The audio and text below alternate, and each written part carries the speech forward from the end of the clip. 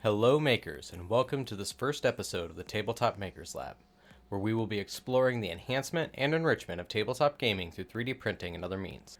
Today I'm going to be walking through my workflow using MeshMixer, PrusaSlicer, and ChituBox, while preparing Xantaris, the Eye Tyrant, for printing. Xantaris is from the Artisan Guild Patreon and My Mini Factory store, and I'll have links to those pages below. As you can see, Xantaris is very large, and I'm going to have to do several prints between the head itself, the base, the two sets of eye stalks, the tongue, and the flight stand. It's just not all going to fit on one print bed. Also, as Xantaris is rather large, I'm going to go ahead and hollow him. We'll get started with that in MeshMixer. MeshMixer is a robust tool that's free to use. It's what I like to use for a lot of my initial process. If I'm combining models, separating shells, or hollowing, I'm going to do it inside of MeshMixer. So I'm going to go ahead and navigate to the folder containing the Xantaris STLs. There are two options here, and I'm going to choose the option with the pupil.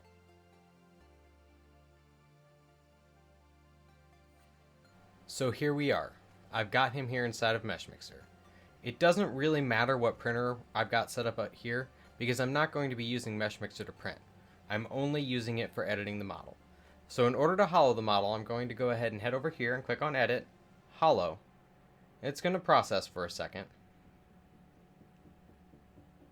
Alright, as you can see, the software built some walls set to 2mm thick and made them transparent so we can see inside the model and all the volume that will be removed. This will save us quite a bit of resin. Now, an important thing when it comes to hollowing a model with an SLA printer is that I need to punch some holes in it. It's a common misconception that the holes are there to allow resin to drain, and while it does do that, the primary purpose is to prevent excess suction from keeping the model from being able to be released from the FEP sheet while you are printing, causing it to be ripped from the supports or the print bed.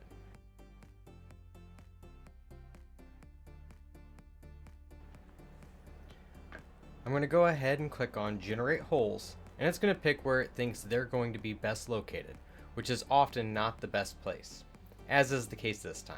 It placed holes in very visible locations. Now when I punch my holes, I like to place them in areas that are going to be covered up by mergers, since most of the prints I hollow are multi-piece prints.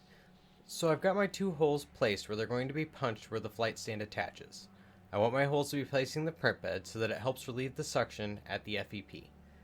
You don't really have to worry about the resin draining, because as the model gets built, it's going to be pulled up out of the resin, and very little ends up trapped in there after the model's complete.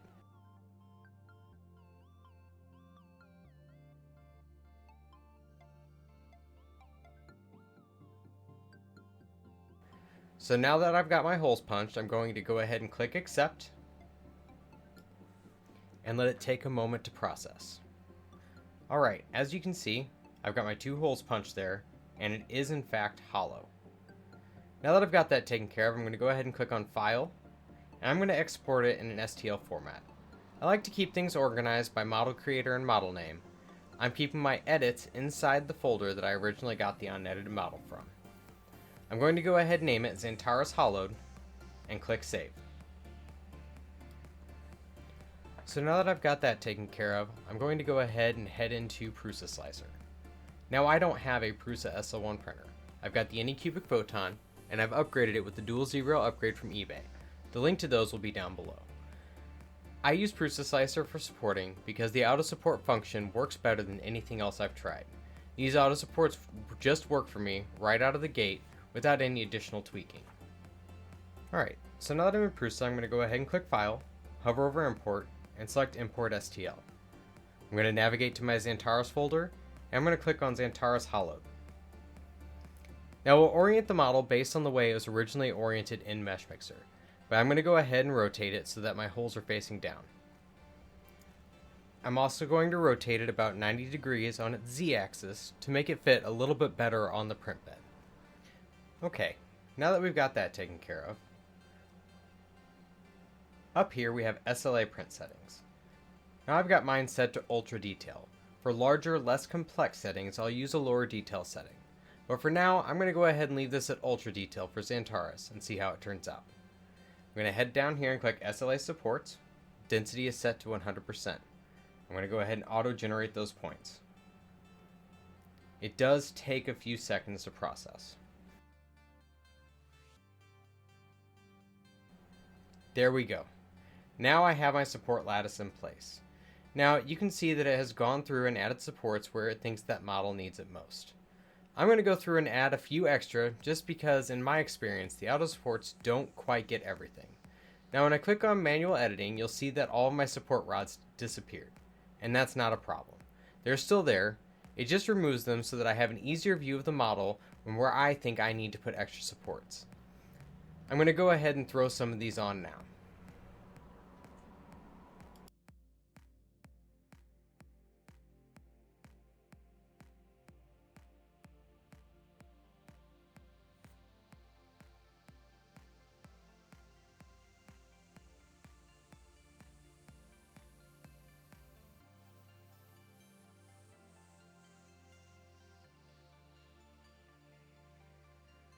Alright, so now I've got all my extra support set.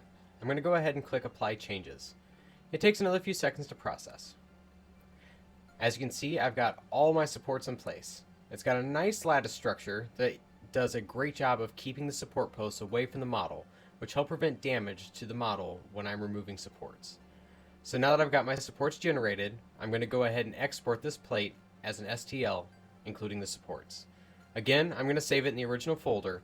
I'm going to name this as Antares Hollowed Prusa. That just shows that I have supported it using the PrusaSlicer. Alright, now that I've got that supported and saved, I'm going to go ahead and clear the bed. And we're going to import my next object. I'm going to go with the casting eyes for both sets of stalks. I'll do the left one first.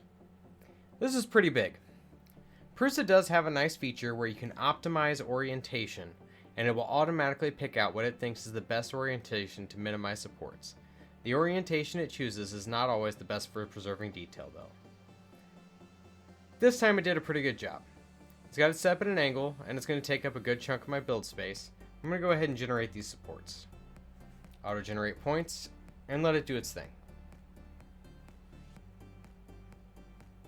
It looks like it did a pretty good job. Just a few extra points that I would like to add. I'm going to go ahead and back into the manual editing and add a few points here.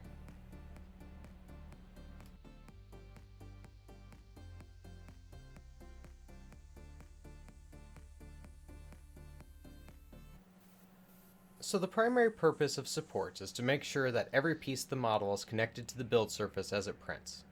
Because with mSLA printing, it is printed one layer at a time that has been cured by a UV LCD screen, and it is pulled up out of a resin bath. So I want to make sure that each portion of the model is connected to the bed, and I do that by looking for islands. Islands appear as a piece of the model that is not connected to itself in the layer. A secondary thing I consider while adding supports is just structural integrity. So long straight pieces that tend to be thin, like weapons and things like that, I tend to add several supports along the length of the object to keep it from warping during the print.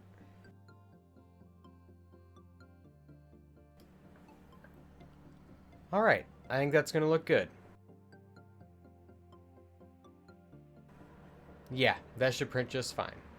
So I'm going to go ahead and export as an STL, including the supports again, and just add Prusa to the end of the file name.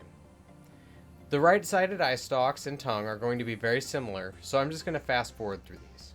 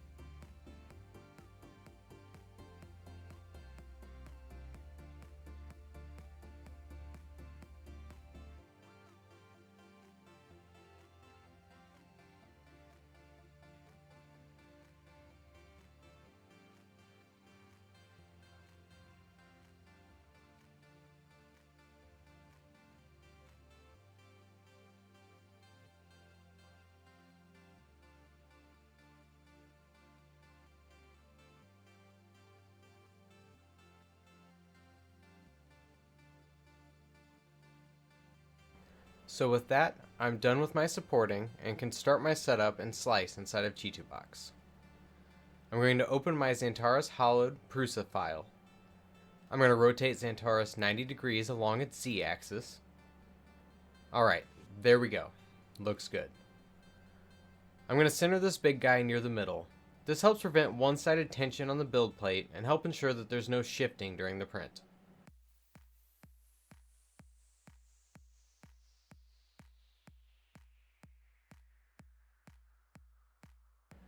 Go ahead and open another file.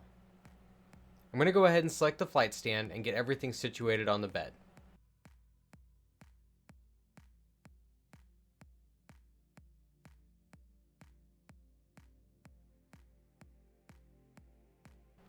Rotate the stand a little bit.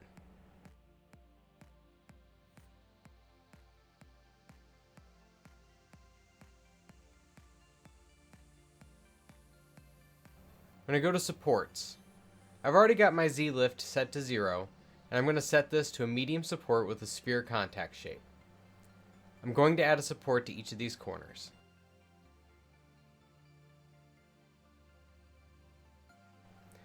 So you can see it's supported this corner against itself, which is fine. And this one went ahead and threw a skate down to the build plate, which is again perfectly fine. Looks like it's going to merge a little bit with the model there, but I shouldn't have any problem just slicing it off with an X-Acto knife once it's done printing. Looks like this point isn't really going to do anything, so I can go ahead and delete that point. Alright, there we go. I think I can probably put the tongue on here too, so I'll go back here, open file, and I'm going to select tongue Prusa. I'm going to go ahead and rotate this around and see if I can get that onto the build plate. Looks like we might have a little bit of issue getting this on one side, so I'm going to reorganize these pieces a bit.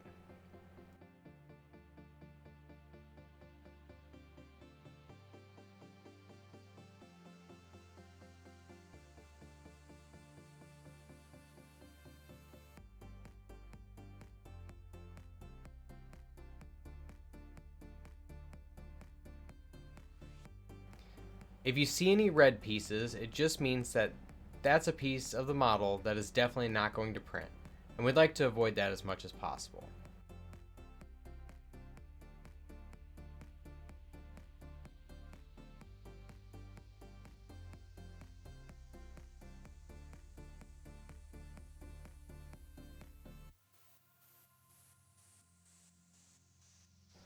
Okay, I've got the print bed laid out with the tongue, Xantaurus himself, and the flight stand. I'm going to go ahead and slice, but first take a look at my settings. So I use the Elegoo Rapid Gray resin. I'll have a link for that down below. I've got a 0.02 millimeter layer height, and I do 10 bottom layers. I'm going to change my standard exposure time to 6.5 seconds, as I found that to yield an excellent level of very sharp detail. I'm going to go ahead and beef up this bottom exposure time to 60 seconds. And what that is how long the UV light is exposing the bottom layers. I want those support skates to be exposed nice and hard to ensure that they stick firmly to the build plate so they don't get pulled off or move around during the printing process. Alright, we should be good here, so I can go ahead and click slice. It does take a moment to process.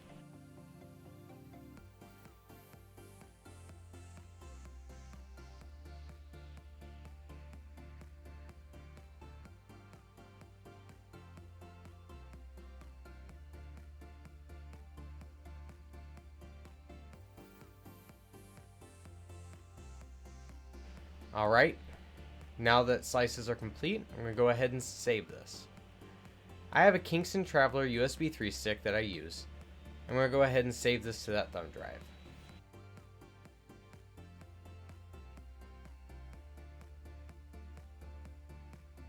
You see some other things here that I have printed recently. It does take another minute to write that. And now I'm going to save this as a ChituBox project so I can easily reopen this and make any minor adjustments in the event that I have a print error. Since the remaining two slices will be very similar, I'm going to fast forward through those. And that should do it for this episode. Thank you so much for watching. If you have any questions or suggestions for what you would like to see next, please let me know in the comments below. If you liked what you saw here today, please subscribe so you can keep up to date on the videos I release. I'll have links in the description below for everything that I used in this video. As an Amazon and eBay affiliate, I do get paid if you make a purchase from my links. It won't cost you any extra, but will help me continue to grow this channel and offer more of the content you want to see. Until next time, keep rolling the dice.